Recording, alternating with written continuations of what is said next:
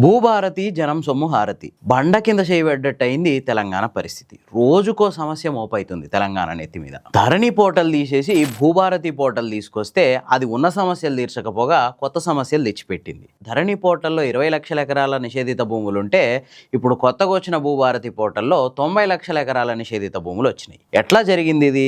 ఒకప్పుడు విఆర్ఓ వ్యవస్థ ఊర్లలో జనాన్ని పట్టి పీడించుకొని తింటుర్రు అని చెప్పి వాళ్ళని రద్దు చేసి పాడేసింది గత గవర్నమెంట్. వాళ్ళని మళ్ళా తీసుకొచ్చి జనం మీద రుద్దిర్రు. వాళ్ళేమో అడ్డమైన రిపోర్ట్లు ఇచ్చి భూభారతి పోర్టల్లో 90 లక్షల ఎకరాల నిషేధిత భూములు ఉన్నట్టు దాంట్లో అప్డేట్ చేసిర్రు. అసలు ఇంతకీ 22A భూములు ఏంది? దీని పంచాయతీ ఏంది? ఎందుకు రియల్ ఎస్టేట్ వ్యాపారులు ఇంతగానో ఆందోళన వ్యక్తం చేస్తుర్రు? అన్ని విషయాలు ఈ వీడియోలో తెలుసుకుందాం. సబ్స్క్రైబ్ చేసుకోవడం మర్చిపోవద్దు. అసలు 22A అనేది ఇప్పుడున్న సమస్య కాదు. ఎప్పటి నుంచో 22A భూములు అంటే నిషేధిత భూములు. ఆ భూముల్ని ఎవరు కొనడానికి అమ్మడానికి వీల్లేదు. వీటి కింద దేవాదాయ శాఖ భూములు వస్తాయి, వక్ఫ్ భూములు వస్తాయి, అట్లనే పేదలకు ఇచ్చిన లావుని పట్టా భూములు. ఇవన్నీ అంటే ఏ భూములనైతే అమ్మడానికి కొనడానికి ఆస్కారం లేదో ఆ భూములన్నీ 22A కిందికి వస్తాయి. మరి ఇప్పుడు ఏం జరిగింది? ఎందుకు దీని మీద? ఇది ఎప్పటి నుంచో ఉంది కదా, ఇప్పుడు దేనికి ఆందోళన అంటే ప్రధానంగా 2026 మే జూన్లో ఈ సమస్య అంతా ఉత్పన్నమైంది ఈ భూభారతి పోర్టల్ ద్వారా. ఫర్ ఎగ్జాంపుల్, ఒక పెద్ద మాస్టర్ సర్వే నెంబర్ ఉంది, ఒక ఊరు, దాని పేరు సమెక్స్ రెవెన్యూ విలేజ్ లో 45వ సర్వే నెంబర్లో 45/A 45/A ఈ ఇట్లా రకరకాల ఒక 45 అనే సర్వే నెంబర్ని ఒక 10-15 బై నెంబర్లుగా చేస్తారు. ఇందులో 45/Aలో గవర్నమెంట్ నిషేధిత భూమి ఉంది. అంటే లావుని పట్టా కావచ్చు, దేవాదాయ శాఖ భూమి కావచ్చు, వక్ఫ్ భూమి కావచ్చు, ఏదైనా కావచ్చు. అయితే ఈ విఆర్ఓలు ఏం చేసిరంటే మొత్తం ఈ భూభారతి పోర్టల్ ని అప్డేట్ చేసేటప్పుడు ఈ 45 సర్వే నెంబర్ మొత్తం నిషేధిత భూముల జాబితా లెక్క అప్డేట్ చేసిర్రు. అంటే 45వ సర్వే నెంబర్లో 45/A ఒక్కటి నిషేధిత భూమి అయితే మొత్తం ఆ సర్వే నెంబర్లో ఉన్న మిగతా భూమి కూడా నిషేధిత జాబితాలో పెట్టిర్రు.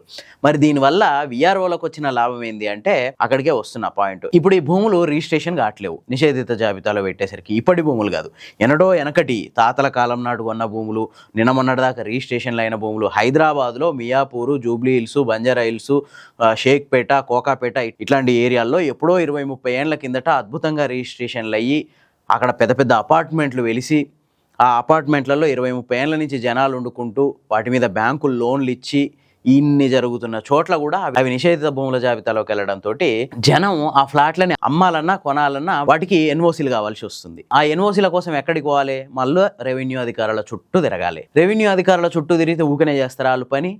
జీతాలే, ఆమె అమ్మాలే. సో జనాన్ని వాళ్ళ చుట్టూ తిప్పుకోవాలి, దాని ద్వారా అంతో ఇంతో సంపాదించుకోవాలి. అందుకనే ఇది వచ్చింది. అంటే జనాన్ని ఇబ్బంది పెట్టి జనం దగ్గర నుంచి ఆమ్యామ్యాలు వసూలు చేసుకోవడం కోసం చేసిన ఒక ప్రయత్నమే ఇది అని చెప్పి చాలా పెద్ద ఎత్తున ఆరోపణలు వినిపిస్తున్నాయి. అయితే ఇక్కడ ఇంకా దారుణమైన విషయం ఏంటంటే, నా భూమి, నా ఒక ఫ్లాటు లేదంటే ఒక ప్లాటు ఒక 20 ఏళ్ల కిందట ఒక చోట కొన్నా. ఆ భూమి నాకేదో అత్యవసరం వచ్చింది, నాకు పైసలు కావాలి. ఆ పైసల కోసం అమ్ముకోవడానికి ఒక వ్యక్తి దగ్గర అడ్వాన్స్ తీసుకున్నా, అంతా అయిపోయింది, స్లాట్ బుక్ చేసుకున్నా.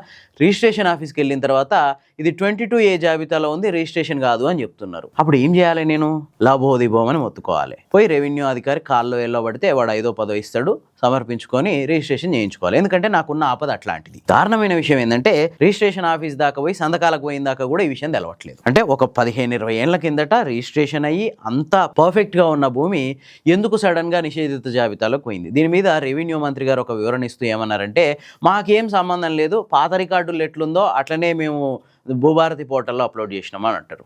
పాత రికార్డుల్లో ఎట్లుందో ఇప్పుడు అట్లా అప్లోడ్ చేస్తే పాత రికార్డులో 20 లక్షల ఎకరాలు ఉన్న నిషేధిత భూమి ఇప్పుడు 90 లక్షల ఎకరాలకు ఎట్లొచ్చింది? మరి 10 ఏళ్ల కిందట రిజిస్ట్రేషన్ అయిన ప్లాట్లు ఇప్పుడు ఎందుకు కావట్లేదు? అంతే కదా, దాంట్లో ఉన్న దీంట్లోకి ఎక్కిస్తే దాంట్లో ఎట్లుందో దీంట్లోకి అట్లా రావాలి కదా, మరి ఎందుకు రాలేదు? ఇది ఇప్పటికే మూలిగే నక్క మీద తాటిపండు పడ్డట్టుంది రియల్ ఎస్టేట్ పరిస్థితి. ఇప్పుడు ఈ ముచ్చటతోటి మొత్తం రిజిస్ట్రేషన్లన్నీ ఎక్కడికక్కడ ఆగిపోతున్నాయి.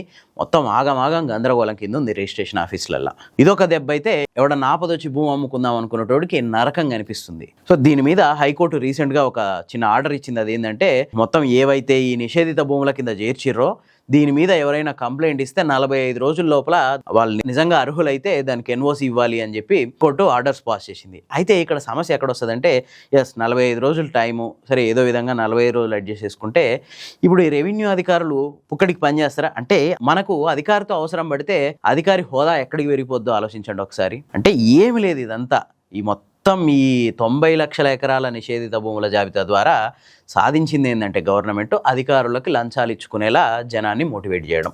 అంతే కదా. మరి దశాబ్దాల కిందట హైదరాబాద్ లాంటి ఏరియాల్లో హుడా, హెచ్ఎండిఏ అన్ని పర్మిషన్లతో కట్టుకున్న ఫ్లాట్లు, అన్ని పర్మిషన్లతో కట్టుకున్న భూములు ఇవన్నీ కూడా ఇప్పుడు మళ్ళీ రిజిస్ట్రేషన్లో సమస్యలు వస్తున్నాయి. అంటే పాత రికార్డుల ప్రకారం చేస్తే పాత రికార్డులలో సరిగ్గా ఉన్నాయి కాబట్టే కదా అప్పుడు రిజిస్ట్రేషన్ చేసింది. అంటే సమస్య ఎక్కడ వచ్చింది?